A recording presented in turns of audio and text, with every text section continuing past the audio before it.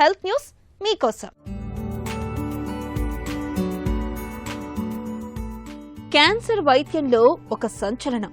ఒక్క ఇంజెక్షన్ మందుతోనే క్యాన్సర్ను నయం చేసే దిశగా రష్యాకు చెందిన పరిశోధకులు గొప్ప పురోగతి సాధించారు.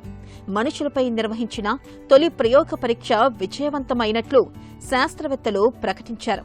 CD40 అగోనిస్ట్ యాంటీబాడీ రసాయనకు చెందిన ఈ మందు పేరు 2141V11. నిజానికి గత 20 ఏళ్లుగా CD40 అగోనిస్ట్ యాంటీబాడీ మందుల మీద ప్రయోగాలు జరుగుతున్నాయి. ఇవి జంతువుల్లో మంచి ఫలితం చూపిస్తున్నప్పటికీ మనుషులపై అంతగా ప్రభావం కనిపించడం లేదు.